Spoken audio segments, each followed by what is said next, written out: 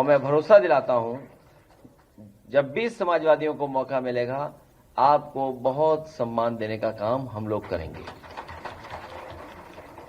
दूसरे साथी हमारे पूर्व मंत्री जो बिजनौर से रहे मूलचंद चौहान जी आज पुनः हमारे साथ जुड़े हैं। जो लोग शुरुआती दौर की राजनीति में रहे होंगे वो जानते होंगे कि सबसे पहले आंदोलन और प्रदर्शन करने नेताजी ने मुझे कहीं भेजा था तो बिजनौर जिले में भेजा था, और जब बिजनौर भेजा था तो यही हमारी पार्टी के जिलाध्यक्ष थे उस समय।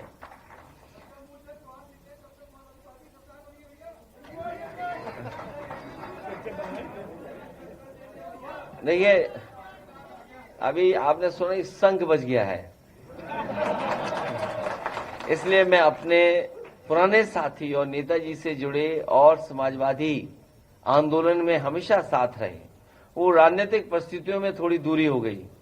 राजनीतिक परिस्थितियों में कई बार जो संतोष तिवारी जी बता रहे थे बात, इसी तरह का घटनाक्रम हो जाता है जिससे दूरी बन जाती है। लेकिन आज हमारे साथ आए हैं, न केवल वो आए हैं, उनके साथ बड़ी संख्या में साथी हैं और जो यहां पर मौजूद हैं, यहां के साथ साथ बिजनौर से देख रहे होंगे। मैं सभी साथियों का बहुत बहुत स्वागत और धन्यवाद देता हूं। साथ ही साथ जो समाजवादी साथी हैं हमारे, वो भी साथ रह करके इस पार्टी को मजबूत बनाएंगे। सामने जो लड़ाई है उस लड़ाई में हमारा सभी लोग मिलकर के सहयोग करेंगे। संतोष तिवारी जी को बहुत बहुत धन्यवाद और स्वागत। इनके आने से हमारी पार्टी को कुशीनगर में मजबूती मिलेगी। हमारे साथ ये लोकसभा चुनाव में ही जुड़ गए थे, विधानसभा चुनाव में विधानसभा चुनाव में हमारे साथ आ गए थे और बहुत सारी जानकारी हम और आप दोनों जानते हैं कि राजनीति में कई बार जो सामने से दिखाई देता है वो नहीं होता है। कुछ ताकतें पीछे से हाथ मिला के रखती हैं। तो जब इनसे हमारी मुलाकात हुई तो कुछ ऐसे घटनाक्रम इन्होंने बताए जिसमें हमारी आंखें खुल गईं। तो मैं संतोष तिवारी जी का, उनके साथ जितने वरिष्ठ सम्मानित लोग आए हैं, मैं उन सब का स्वागत करता हूं, धन्यवाद देता हूं। और आज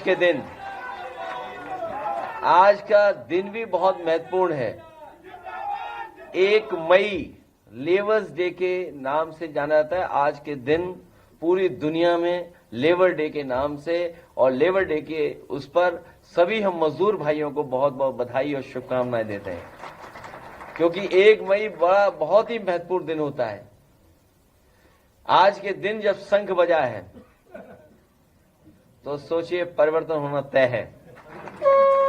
फिर बजा।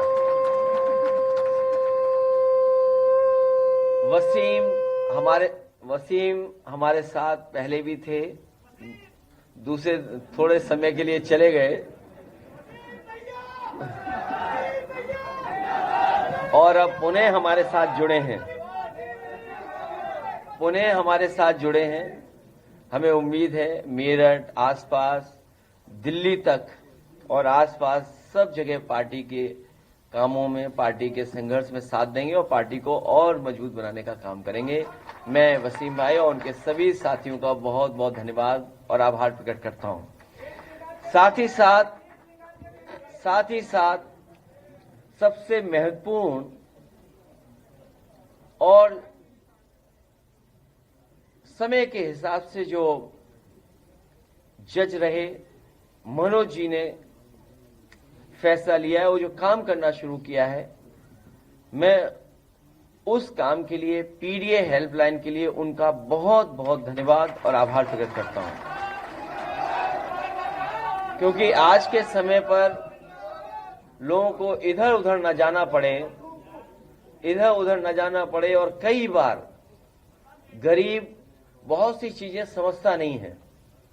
कई बार तकलीफ और परेशानी में रहने वाला इंसान, जो सामान्य चीजें समान तरीके से हो सकती हैं उसमें भी उलझ जाता है और अपनी मदद नहीं कर पाता है या मदद ले नहीं पाता है। ऐसे समय पर जो जज रहे हैं, जो कानून को समझते हैं, अधिकारियों की और लोगों की, प्रशासनिक अधिकारियों की जिम्मेदारी समझते हैं, किस काम को कैसे किया जाता है और कौन रोड़ा अटका रहा है, उसमें गरीब जनता की मदद करने के लिए आपने पीडीए हेल्पलाइन काम शुरू किया है। मैं आपका और आपके साथियों का बहुत बहुत धन्यवाद और आभार प्रकट करता हूं। इसी तरह के काम से हम बहुत से गरीबों की मदद कर सकते हैं। मैं मनोज सिंह जी जज साहब से कहूंगा और अपने तमाम साथियों से कहूंगा कि जब पीडीए हेल्पलाइन बन गई है तो हमें पीडीए का डेटा सेंटर भी बना देना चाहिए।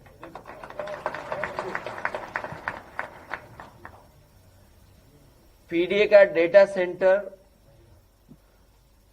उस डेटे की थोड़ी झलकियां हम लोगों ने दिखाई थी ग्राफ के माध्यम से। सरकार को बुखार आने लगा था। केवल कुछ जिलों का डेटा इकट्ठा कर करके, वो भी ऑथेंटिक और सरकार की वेबसाइट से लेकर के, जब हम लोगों ने ग्राफ से और ग्राफ बना करके पेश करना शुरू किया, तो सरकार जो लगातार बोलती है और सामने आकर के जवाब देती है, सरकार जवाब देने नहीं आई। सरकार ने अपने रिटायर्ड होने जा रहे, रिटायर्ड हो चुके कि नहीं हो गए, होने वाले हैं, उनको आगे कर करके कुछ सवाल खड़े किए। मैंने उस समय भी कहा और आज फिर कहता हूं कि अगर हमारे पीडीए डेटा में कोई कमी है, अगर हमें वो डेटा उपलब्ध नहीं हो पा रहा है, तो उस डेटा में आप हमारा सहयोग करें, हमारी मदद करें। बहुत से जिले हैं जहां पर हम लोगों ने डेटा इकट्ठा कर लिया है और वो डेटा शॉकिंग है। शॉकिंग इसलिए है क्योंकि जो न्याय देने वाले लोग हैं वो आपको न्याय देना नहीं चाहते। सरकार की नीयत नहीं है आपको न्याय मिले, सरकार की नीयत पे वो काम करते हैं। कई बार जब उनसे कहा जाता है कि आखिरकार ये फैसला क्यों ले रहे हैं आप, तो कहते हैं हम पर दबाव बहुत है। दबाव किस चीज का है ये कभी कभी समझ में नहीं आता है, लेकिन इस सरकार में दबाव हमें कई मौकों पर देखने को मिला है। एक पानी की टंकी भ्रष्टाचार का बहार नहीं सह पाई। एक पानी की टंकी भ्रष्टाचार का बहार नहीं सह पाई और टंकी फट गई, गिर गई, पाइप टूट गया। सरकार सह नहीं पा रही है भ्रष्टाचार का भार। एक वरिष्ठ आईएएस अधिकारी अंडरग्राउंड है। ये पीडीए की ताकत की वजह से घबराए हुए लोग हैं जो अभी अभी सरकार ने फैसला लिया है। हमें खुशी है इस बात की कि सामाजिक न्याय के राज की स्थापना के लिए एक कदम तो बढ़े हैं सब लोग। सामाजिक न्याय के राज की स्थापना हो, उसके लिए जाति जनगणना का फैसला 90% पीडीए की एकजुटता की 100% जीत है। हम सबके सम्मिलित दबाव से भाजपा सरकार मजबूरन ये निर्णय लेने को बाध्य हुई है। सामाजिक न्याय की लड़ाई में ये पीडीए की जीत का एक अति महत्वपूर्ण चरण है। ये शुरुआत है जहां से सामाजिक न्याय के राज की स्थापना और पीडीए की लड़ाई के लिए अति महत्वपूर्ण ये चरण शुरू हुआ है। भाजपा सरकार को ये चेतावनी है कि अपनी चुनावी धांधली हम लोगों ने आपने समय समय पर इनकी चुनावी धांधली देखी है, चाहे वो मुजफ्फरनगर रहा हो, मुरादाबाद रहा हो, रामपुर रहा हो, करहल रहा हो, फैजाबाद की सीट रही हो, अयोध्या की सीट मिल्कीपुर रही हो।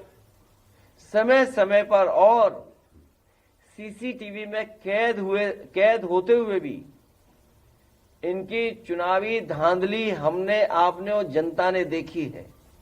इसलिए भाजपा सरकार को ये चेतावनी है कि अपनी चुनावी धांधली को जाति जनगणना से दूर रखें, क्योंकि ये कोई भी धांधली गिनती में कर सकते हैं। एक ईमानदार जनगणना ही हर जाति को अपनी अपनी जनसंख्या के अनुपात में अपना वो अधिकार और हक दिलवाएगी जिस पर अब तक वर्चस्ववादी फन मारकर बैठे थे। ये अधिकारों के सकारात्मक लोकतांत्रिक आंदोलन का पहला चरण है और भाजपा की नकारात्मक राजनीति का अंतिम, भाजपा की प्रभुत्ववादी सोच का अंत होकर ही रहेगा। संविधान के आगे मन विधान लंबे समय तक चल भी नहीं सकता है। संविधान के आगे मन विधान बहुत लंबे समय तक नहीं चल सकता है। इसलिए मैं इस बात को मानता हूं कि ये इंडिया की जीत हुई है। तमाम हमारे पुराने समाजवादी नेता और बड़ी संख्या में सामाजिक न्याय के आंदोलन को आगे बढ़ाने वाले लोग, उनकी वजह से ये परिणाम मिला है। एक लंबी लड़ाई के बाद आज सरकार तैयार हो गई है कि उन्हें जाति जनगणना करना पड़ रहा है। जातिवाद जनगणना का मुद्दा हमेशा बहुत जिम्मेदारी से समाजवादियों ने उठाया और आज हमें उम्मीद है कि इस जाति जनगणना के माध्यम से जो पीढ़ी का दबाव है, बहुत सच्चे डाटा, सच्ची जानकारी मिल जाएगी। और अभी तो इससे आगे और कदम बढ़ने हैं। प्राइवेट जगहों पर, संस्थाओं में नौकरी, रोजगार, इन तमाम सवालों पे और बहस छिड़ेगी। जो मकसद था इक्वलिटी एंड जस्टिस का, उस इक्वलिटी एंड जस्टिस में हम लोग और आगे बढ़ने का काम करेंगे। साथ ही साथ आज जो श्रमिक दिवस है, मैं उसके लिए देश दुनिया के सभी श्रमिकों को बधाई और भविष्य के लिए शुभकामनाएं देना चाहता हूं। आज के भारत में श्रमिकों की सुरक्षा का विषय सामाजिक, आर्थिक व मानसिक कई स्तरों पर चुनौतियों का सामना कर रहा है। आज श्रमिकों की परंपरागत परिभाषा बहुत व्यापक हो गई है। इनमें निम्नलिखित मैं पढ़ना चाहता हूं। कृषि श्रमिक, मनरेगा लेबरिंग, मंडी श्रमिक, पोर्टर। कहीं आंदोलन हो गया क्या? फोटोग्राफर भाग रहे हैं? अच्छा, 3 बजे बीजेपी, तो हम लोग चलाएंगे 4 बजे तक। दुकान श्रमिक, मैं दोबारा कहना चाहता हूं, क्योंकि जब पीसी होगी तो आप लोग हमारा सहयोग करना कि वहां क्या बोला जा रहा है हमारे खिलाफ, हैं? नहीं, अगर वहां खिलाफ बोला तो आप मेरी मदद करना। क्या हो गया? तो और लंबा चलाएंगे।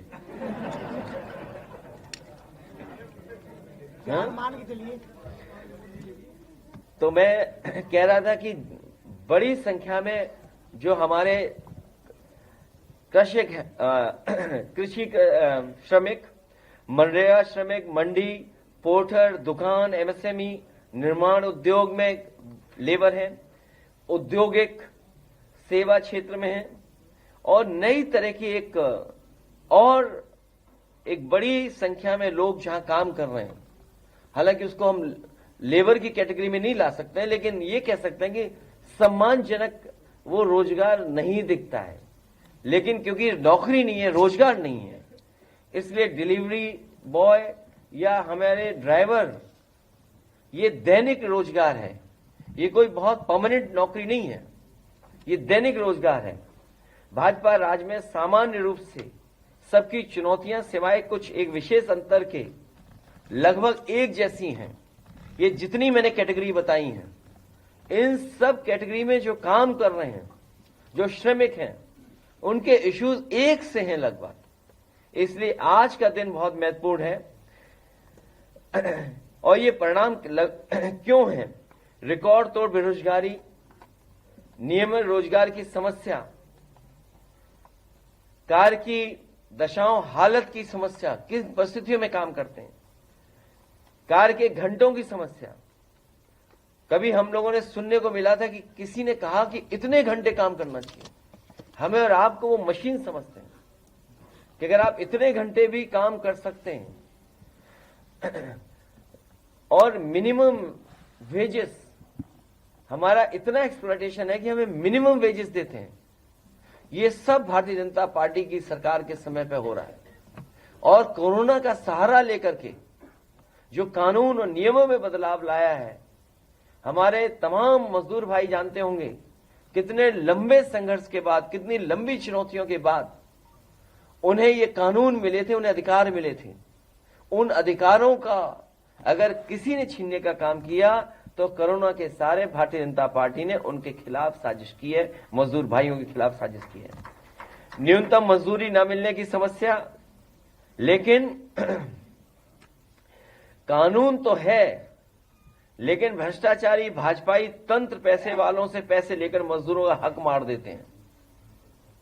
आउटसोर्स योग्यता के हिसाब से काम न मिल पाने की समस्या और संकट, सामाजिक सुरक्षा के कारगर कवच की कमी से हर तरह के शोषण की समस्या,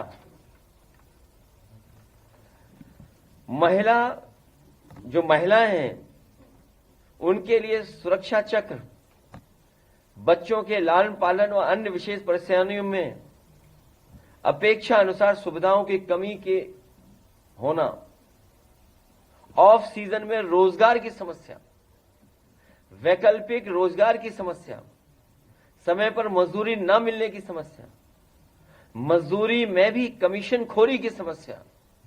ये सरकार जो कहती थी इंसेंटिव देंगे, इंसेंटिव देने वाले कमीशन पे झगड़ा कर लिए और उसका परिणाम यह हुआ कि एक आईएएस अधिकारी को अंडरग्राउंड होना पड़ रहा है।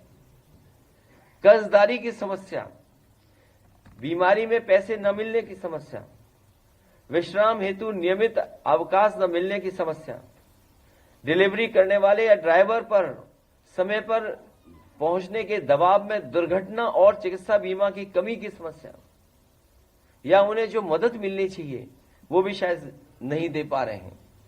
हमारे लिए आज का दिन लेबर डे का विशेष महत्व है, क्योंकि अगर सही से आंकड़ा निकाला जाए तो आश्चर्य नहीं होगा कि देश के श्रमिकों में 95% से 99% मजदूर पीडीए से ही होंगे।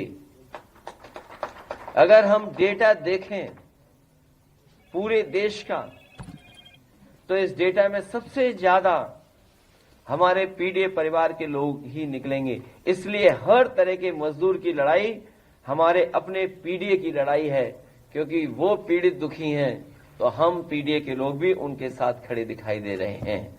मैं आदरणीय उदय प्रताप सिंह जी से कहूंगा, क्योंकि वो जाति जनगणना को लेकर के बहुत शुरू से, बहुत शुरुआती दौर से लगातार इस पे सहयोग और अपने समय समय पर समाजवादी पार्टी नेताजी हम लोगों को भी जानकारी और सुझाव देते रहे हैं। मैं उनसे भी कहूंगा, हमने वो समय भी देखा लोकसभा में जब सभी दल एक हो गए थे और हाउस एडजॉर्न हो गया था। नेताजी शरद यादव जी, आदरणीय लालू प्रसाद यादव जी और तमाम नेता मिलकर के उस समय की सरकार से मांग की थी कि जाति जनगणना हो। आश्वासन मिला था, लेकिन जाति जनगणना के डेटा आंकड़े कभी नहीं आ पाए। इसलिए लंबी लड़ाई में कम से कम हम लोग यहां तक पहुंचे हैं।